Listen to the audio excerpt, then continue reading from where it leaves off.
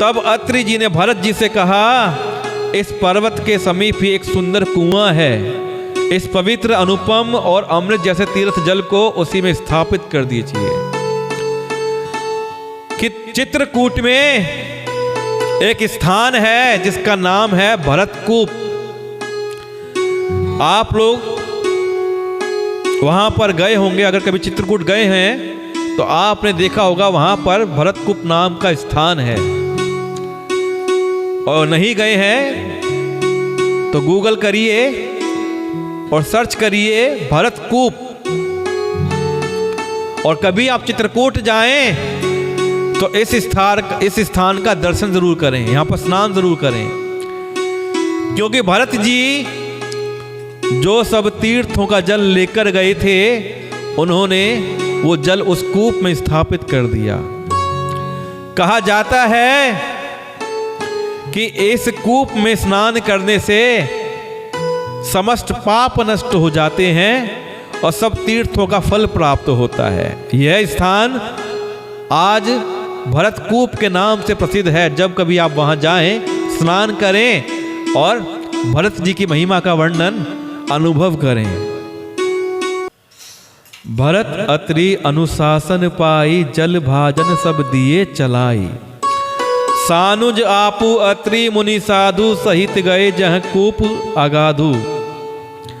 अब भरत जी ने अत्रि मुनि जी की आज्ञा पाकर जल के सब पात्र रवाना कर दिए और छोटे भाई शत्रुघ्न और अत्रि मुनि और अन्य साधु संतों सहित आप वहां गए जहां वह अथाह कुआं था।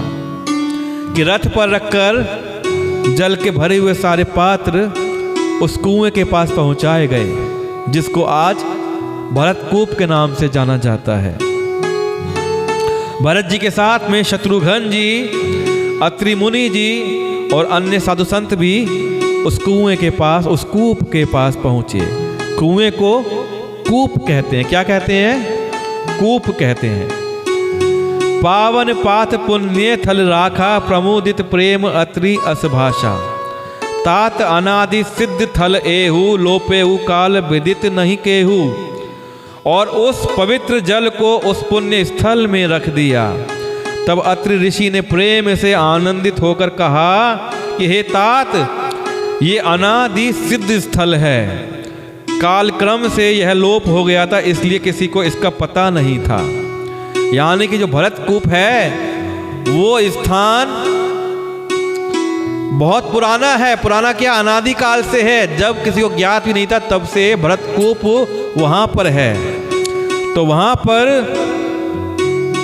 भरत जी के सेवकों ने उस जल युक्त स्थान को देखा और उस सुंदर तीर्थों को जल को लिए एक खास कुआं बना लिया। कि सेवकों ने उस जल युक्त स्थान को देखा और वहां पे एक कुआं बना लिया। किसके लिए? उन तीर्थों के जल के लिए। दैव योग से विश्व भर का उपकार हो गया। धर्म का विचार जो अत्यंत अगम था वह इस कूप के प्रभाव से सुगम हो गया। तो भरतकूप एक ऐसा स्थान बन गया देव योग से, जिससे पूरे जग का उपकार हो गया।